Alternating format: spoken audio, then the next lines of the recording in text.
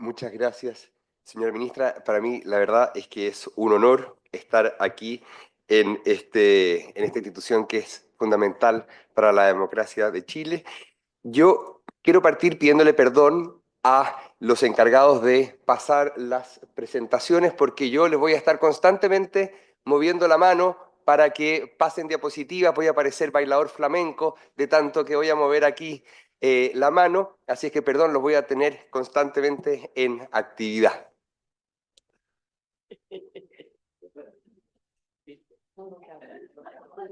Ahí, muy bien, muchas gracias, muchas gracias. Constante actividad y alerta. Bueno, aquí vamos a hablar de la autoejecutabilidad. ¿Qué es la autoejecutabilidad? Es un tema del que se viene hablando desde hace, yo diría, más de 50 años, o sea, no yo diría, sino que hace más de 50 años por un autor que no es Benadab, el más antiguo que yo recuerdo es un trabajo del profesor Orrego Vicuña en 1974 y él habla de este tema. Es un tema que lleva mucho tiempo siendo discutido, pero del cual poco se habla, que hay poco desarrollo a nivel nacional. Entonces, primero partamos viendo qué es la autoejecutabilidad. Hay un trabajo de la profesora Jimena Fuentes y Diego Pérez en el que se trata este tema un poco más en detalle, pero en general hay mucho espacio para aportar. ¿Qué es la autoejecutabilidad? Se refiere en realidad a que sea posible aplicar a nivel interno una norma de derecho internacional sin la necesidad de que se apruebe una ley que la ponga en práctica. Lo que decía doña María Teresa, que el tratado sea autosuficiente principalmente para ser aplicado a nivel interno. Pero uno podría decir, ¿pero cómo? Estamos hablando de autoejecutabilidad en un Estado donde todo el derecho internacional, los tratados internacionales son ley de la República. ¿Qué está diciendo el profesor Paul? Una cosa no es incompatible con la otra. De hecho, esto de la autoejecutabilidad se da tanto con normas internacionales como con normas nacionales. Nosotros vemos todos los días que hay normas de la Constitución, que son ley de la República, la ley más importante de la República, que requieren de una ley para poder ser ejecutadas a nivel interno. Lo mismo ocurre con legislación ordinaria, que requiere en ocasiones reglamentos para poder ser ejecutados. Es decir, existen normas no solamente internacionales, sino que también nacionales que no son autoejecutables. El bailador flamenco está haciendo gestos, pero bueno, ahí. No, un anterior, perdón, un anterior. Sí, entonces, ¿por qué podría ocurrir que no sea autoejecutable una norma o un tratado? Bueno, en general, la mayoría de las normas de los tratados no son autoejecutables, pero puede ocurrir porque solamente se plantea una idea a grandes rasgos. La norma es solamente programática, no contiene determinado detalle. Vamos a dar un ejemplo. Un ejemplo sería lo que podría ocurrir con una norma que estableciera la seguridad social. Supongamos que hay un tratado internacional que dice existe el derecho a la seguridad social. Un Estado que no cuente con seguridad social eh, que ratifique este tratado no va a solucionar el tema de la seguridad social. Los habitantes de ese estado no pueden cantar victoria por el solo hecho de aprobar el tratado. ¿Por qué? Porque va a ser necesario que el legislador establezca si va a haber un sistema de reparto, un sistema de capitalización individual, cuáles van a ser las cotizaciones, cuánto se va a pagar, etcétera. Entonces, es necesario dictar leyes para poder hacer que la norma sea aplicada. Si es que los tribunales tratan de aplicar una norma que no es autosuficiente, es decir, una norma que sea amplia como esta de la seguridad social, los tribunales van a estar finalmente transformándose en legisladores. Finalmente van a estar transformándose en legisladores. Y eso es un problema. ¿Por qué? Porque finalmente la separación de poderes es un elemento fundamental para el respeto del Estado de Derecho. Entonces, si no se resguarda bien la separación de poderes y se resquebraja la separación de poderes, se puede producir un problema importante para el Estado. Ahora, ahí ustedes pueden ver en esa foto el presidente Boric firmando lo que parece ser un tratado internacional. Eh, vamos a entrar a ver un poco más en detalle cómo opera esto de las normas autoejecutables. Aquí podemos ver que lo que está firmando el presidente Boric, más que tratado parece, no sé, parecen las 7 partidas. Bueno, ocurre que hay tratados que son de cientos de páginas, de miles de páginas. Y la pregunta entonces es, ¿será todo el tratado autoejecutable? Siempre se ha entendido que la ejecutabilidad, la autoejecutabilidad, perdón, se predica respecto de normas concretas, de artículos concretos de los tratados. Puede ser que haya un tratado completo que sea autoejecutable, pero en general hay que distinguir qué artículo es autoejecutable. Es más, distintos párrafos de un mismo artículo pueden ser autoejecutables y no autoejecutables. Más aún, oraciones dentro de un mismo párrafo pueden ser autoejecutables o no autoejecutables. Entonces hay que distinguir. Pero ¿quién va a determinar qué norma es autoejecutable? ¿Quién va a determinar qué norma es autoejecutable? Bueno, aquí quiero usar las palabras del presidente de la Corte Internacional de Justicia, el juez Iwasawa, como ustedes se pueden imaginar, probablemente uno de los internacionalistas más respetados a nivel mundial, que tiene un artículo muy completo sobre el tema de la autoejecutabilidad. Él nos responde cuál es su visión sobre quién es el que determina la autoejecutabilidad.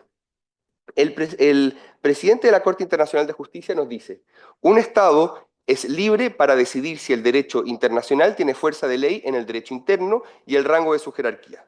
Ahí no dice nada nuevo, dice algo que es totalmente aceptado en el ámbito del derecho internacional. El Estado es quien determina cómo se incorpora el derecho internacional y es así que existen estados dualistas, como decía doña María Teresa, por ejemplo, dualistas en materia de tratados como el Reino Unido, como Alemania. Pero él continúa y dice, si la fuerza jurídica y el rango del derecho internacional en el derecho interno lo determina el derecho nacional, la consecuencia lógica es que la aplicabilidad directa del derecho internacional la determina el derecho nacional. Esto es algo que es más discutido, ¿por qué? Porque la doctrina de la autoejecutabilidad es un concepto en el que hay distintas visiones, pero él se basa en esta primera parte que es algo que es muy aceptado en el derecho internacional. Entonces, el Estado va a determinar cómo se va a aplicar qué normas del derecho internacional van a ser consideradas autoejecutables. ¿Qué criterios va a usar? Bueno, hay varios criterios que dependen del derecho internacional. En general, los estados, al definirlo, toman estos principios más o menos.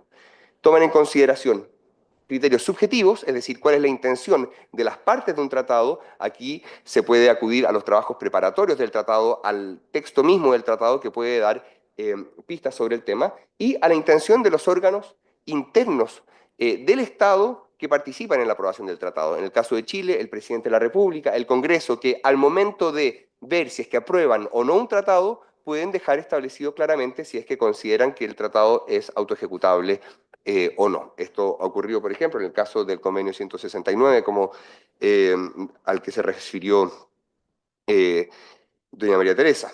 Bueno, también se puede tener en consideración elementos objetivos como la precisión, que es el tema al que se refirió el Tribunal Constitucional al referirse a la constitucionalidad del convenio 169, es decir, cuáles son los términos del tratado. Otro elemento al que no se refirió el Tribunal Constitucional, pero que es muy importante, es el tema de la materia. Hay materias que en general se entiende que son autoejecutables y otras que en general se entiende que no. Por ejemplo, la extradición, la nacionalidad, se entienden que son temas de tratados que son autoejecutables. Pero hay otros, por ejemplo, temas en materia criminal, que se entiende que no son autoejecutables. ¿Por qué? Porque los estados en general consideran que el principio del nula pena sine leye es un principio sacrosanto, por ejemplo.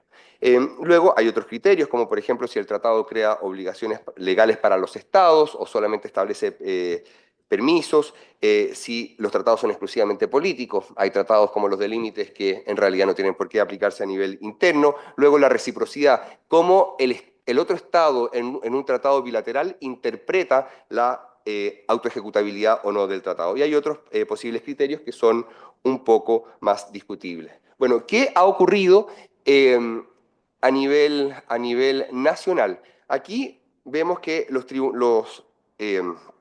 los mayores tribunales del país, el Tribunal Constitucional y la Corte Suprema, han adoptado posiciones que uno podría decir que son distintas. El Tribunal Constitucional ha desarrollado el tema de la autoejecutabilidad, lo hizo bastante bien en su decisión sobre el convenio 169.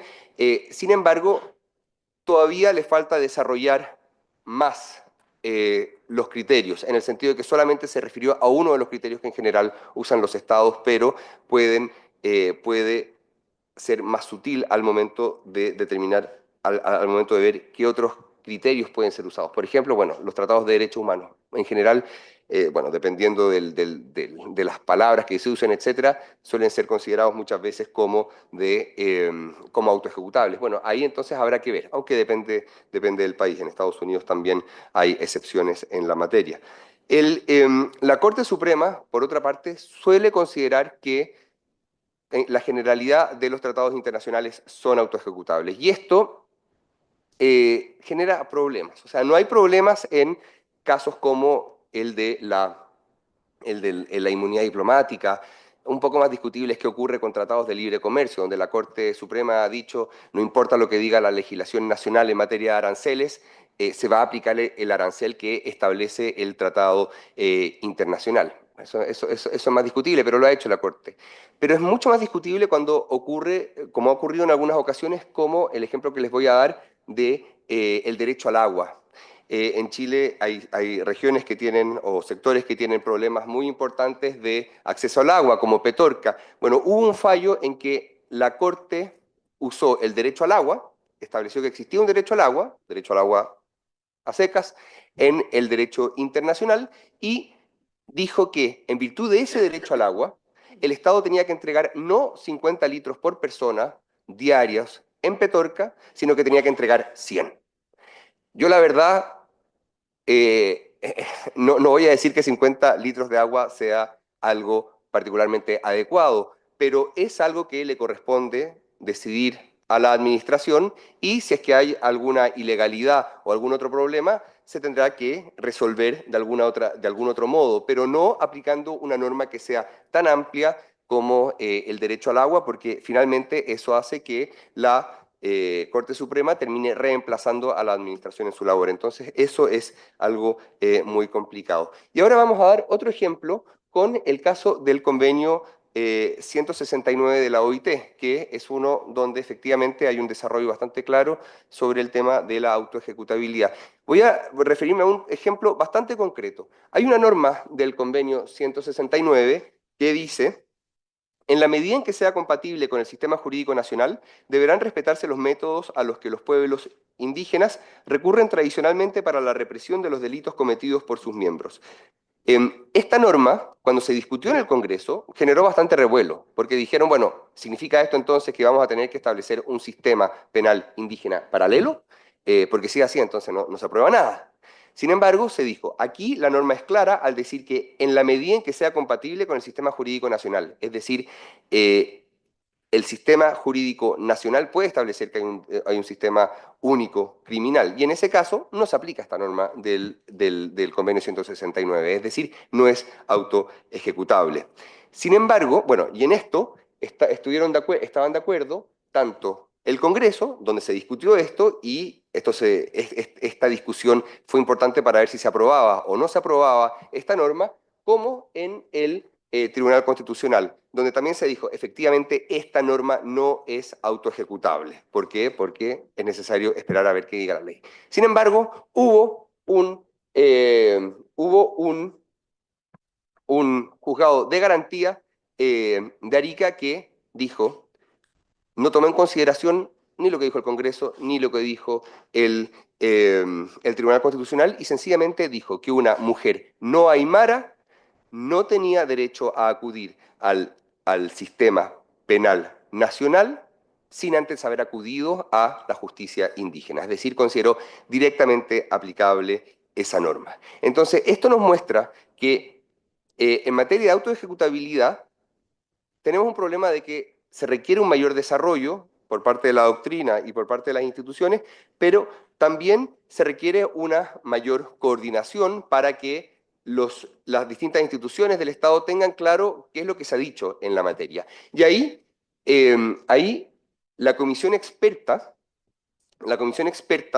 planteó algo que iba en una muy buena dirección. La comisión experta dijo, perdón, no dijo, sino que propuso una norma constitucional según la cual el presidente de la República, cuando presentara a la aprobación del Congreso, cuando sometiera a la aprobación del Congreso un tratado internacional, debía decir cuáles eran las normas que el presidente consideraba que eran autoejecutables. Algunos podrán estar más o menos en conformidad con esta solución concreta, pero a mí me parece que iba en la dirección correcta y planteaba, por una parte, mostraba cierta claridad para efectos de que quienes aprobaban el tratado supieran a qué se estaban obligando y también para que los distintos operadores al momento de aplicar las normas pudieran tener más elementos de juicio. Y ahí con eso terminamos. Muchas gracias, señora ministra.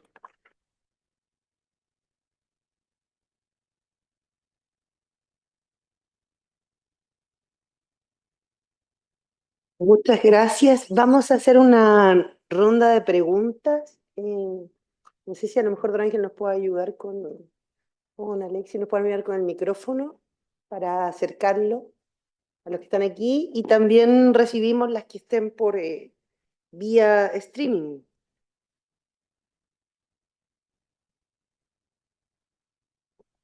Muchas gracias a los encargados de la presentación, a propósito.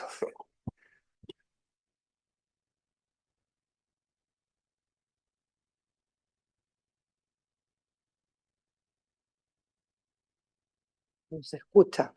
Disculpe, profesor Peña, no se escucha. Vamos a encender el micrófono para poder escuchar su pregunta. ¿Aló? Ahí sí. Ahora sí, sí. Muchas gracias. Mi nombre es Sergio Peña, yo soy profesor de la Universidad Mayor y además soy vicepresidente de la Sociedad Chilena de Derecho Internacional. Mi pregunta es para el profesor Paul.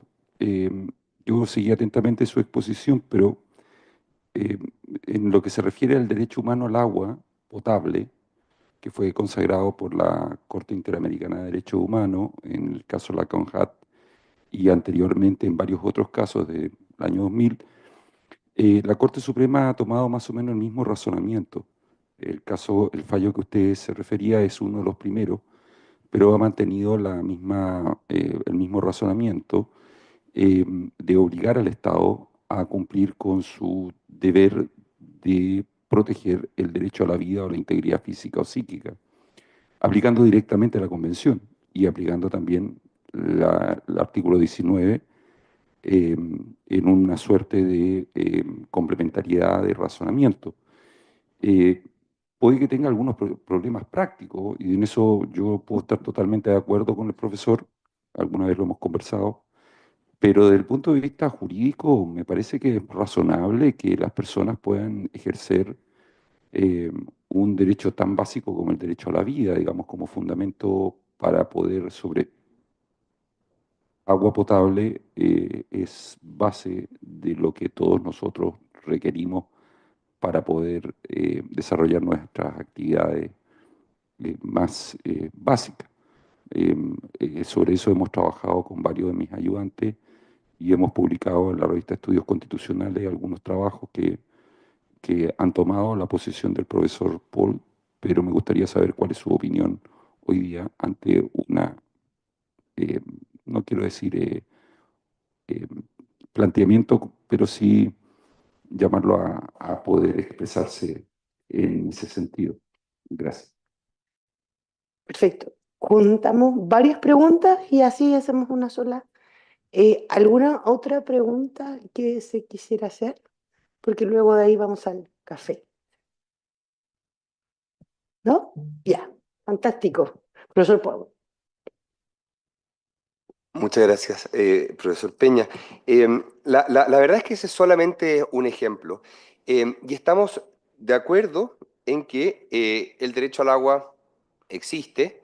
La pregunta es si es que eso permite hacer una distinción, o sea, permite decir que 50 litros de agua son una forma de cumplir con el derecho al agua o no son una forma de cumplir con el derecho al agua. No me voy a meter en el tema de la Corte Interamericana porque eso da para una respuesta completa y yo creo que no va orientada a su pregunta. Gracias. Ok, no sé si doña María Teresa, también Sofía, podrían contarnos o complementar aquello que se plantea. Yo quería hacer una pregunta, no sé si se puede, a los otros. Sí, Porque por cierto. desde la óptica de la jurisdicción argentina, como les había dicho, no se enfoca tanto la naturaleza o la fórmula de expresión o las referencias que hace el instrumento internacional de que se trate, sino el rol que se va a dar al tribunal. Y así como Iwasaki señala el párrafo que usted plantea, en el libro editado en el año 2022, señala, segundo párrafo de la conclusión, dice: la función primaria de las Cortes domésticas es asegurar el cumplimiento del derecho internacional contra sus propios gobiernos y asegurar que esos gobiernos no violen el derecho internacional. Consecuentemente, cuanto más activa y vigorosa son las Cortes domésticas, más tendientes son los estados a cumplir el derecho internacional. Estoy haciendo una traducción, pido disculpas si no es textual. Entonces, ¿cómo responder a esa pregunta? Sobre todo, y voy a tomar el ejemplo que dio la doctora sobre Medellín versus Texas, el caso de la asistencia consular, incluir en los derechos Miranda si la persona tiene derecho a la asistencia consular o no, que se dictó en el año 2008, después de que la Corte estadounidense aceptó en el 2003 aplicar o citó a la Corte Europea de Derechos Humanos, a la Convención Europea de Derechos Humanos, en el caso Lawrence versus Texas, para dejar sin efecto un precedente que admitía la constitucionalidad de la penalización de la sodomía. Luego en Roper versus Simmons, en el 2005, aplicó la Convención de Derechos del Niño para declarar que era inconstitucional aplicar la pena de muerte a delincuentes juveniles cuando Estados Unidos no había firmado, o no la había ratificado, creo que la había firmado, no la había llegado a concluir. Pero lo que estoy queriendo decir es que 2003 Lawrence, 2005 Roper en un sentido, 2008 Medellín en un sentido opuesto, ha planteado un tema que también Iwasaki plantea en el libro, que lo estoy refiriendo al tribunal estadounidense, que es la posibilidad de manipular cuando un tratado o de dar una jurisprudencia no siempre consistente respecto a cuando un tratado es autoejecutable y cuando no. Entonces, estamos hablando de tratados, estamos hablando de roles de las cortes, y cuál sería la posición desde una jurisdicción constitucional que ha desarrollado con tanto protagonismo esta doctrina como es la chilena, porque en el caso de Argentina tenemos la misma cláusula de supremacía que establece, que se toma de la Constitución estadounidense, pero se la ha interpretado con un rumbo totalmente distinto. Si bien en su origen histórico la cláusula de supremacía tendía a evitar que se incumplan tratados, no a flexibilizar. Y finalmente la última pregunta es cómo se maneja el factor tiempo, porque en Argentina lo que se le puso interés es el factor tiempo en la omisión de legislar. O sea, ¿qué pasa si un Estado se toma décadas en dictar la medida legislativa necesaria para concretar un tratado? ¿Sigue siendo razonable la exigencia de esa ley? En la jurisprudencia argentina eso no sería admitido. No sé si estoy usufructuando el Congreso para mi interés, pero bueno, a mí me convocaron para dialogar. Esa es la pregunta. ¿Esa era para mí o para los dos? Para el que quiera. Yo siempre quiero, pero doña María Teresa, Bueno, en esa materia yo trataría de aplicar una visión de carácter práctico, queriendo el derecho internacional en el sentido que es un derecho útil, que es un derecho que tiene que tener eficacia. Nosotros debemos establecer y dar los pasos para que eso pueda ser posible. Ahora, eso significa o eso implica también un gran deber de independencia de los órganos de aplicación, de capacidad crítica y de respeto entre los órganos del Estado. Si no hay una separación real del ejercicio de la jurisdicción del ejercicio de otras competencias del Estado, eso es mucho más difícil. Y eso es lo que podría decir, pero yo no puedo pasar a hacer juicios políticos sobre lo que ocurre en nuestra realidad. Ahora, y por supuesto que quienes se van a emitir opiniones van a ir con todo su patrimonio adquirido, educacional, convicciones, valores, creencias, la forma como han interactuado con otros sujetos, y eso es lo que reflejan los jueces en ejercicio de su profesión.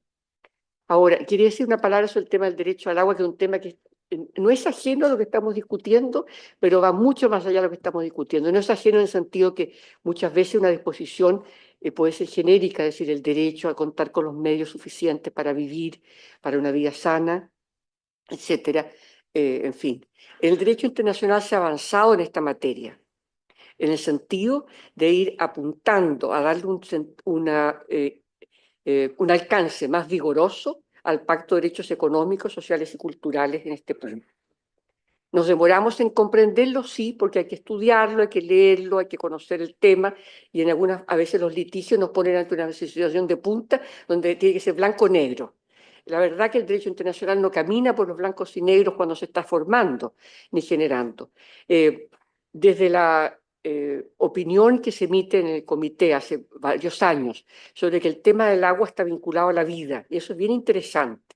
Ahora, ¿cómo los estados proveen eso? Ahí viene el tema del derecho interno y de la cooperación internacional. Son dos elementos. La cooperación puede ser jurídica, puede ser técnica, puede ser una cooperación económica, etc. Porque los estados no pueden proveer los bienes, punto. Los estados tienen que estar dotados de capacidades. Pero la cuestión del derecho al agua como un derecho subjetivo no ha sido el punto de vista principal del derecho internacional, sino que como un derecho común. Es decir, la sociedad tiene, y las personas que viven en esa sociedad tienen derecho a contar con los recursos para poder subsistir. Y esa es la perspectiva, sin perjuicio que en un litigio se ve el caso de una persona en particular que esté discutiendo, en fin, con otro. Y esto es lo que hace la riqueza del derecho internacional, que exige legislación, que exige medios económicos, exige institucionalidad, etcétera, y es lo fascinante de la vida, si no la vida sería una sentencia solamente. Muchas gracias. Bueno, Gracias a Dios, mucho más que eso. Álvaro, ¿algún comentario como para ir finalizando? Sí, un comentario. La pregunta es extremadamente compleja. Yo desconozco esa afirmación, pero estoy de acuerdo con esa afirmación. Es decir, los órganos del Estado tienen que asegurar en forma activa y vigorosa el cumplimiento del derecho internacional, pero siempre dentro del ámbito de sus propias competencias. Eso es algo fundamental en toda democracia, la separación de poderes.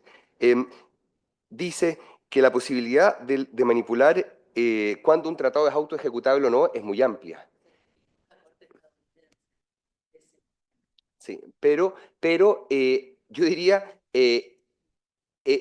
podría ser, pero me parece que es mucho más manipulable el tomar decisiones basados en una norma que es amplia. Di el ejemplo de la seguridad social. O sea, hay muchas normas que finalmente exigirían legislar y eso es algo que hay que evitar. Y por otro lado, el determinar la autoejecutabilidad de una norma es solamente un mecanismo de control, una barrera previa que hay que pasar.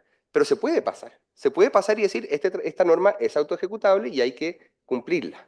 El tema, nuevamente, es legislar. Bueno, y por último, dice, ¿qué pasa si es que hay una omisión del legislador? El derecho internacional tiene sus mecanismos. Entonces, se tiene que usar el mismo derecho internacional para hacer responsable al Estado a nivel internacional y así se presionará de afuera hacia adentro. Pero es distinto tratar de legislar por parte de los tribunales porque eso, además, como dijo usted recientemente, es algo muy inefectivo.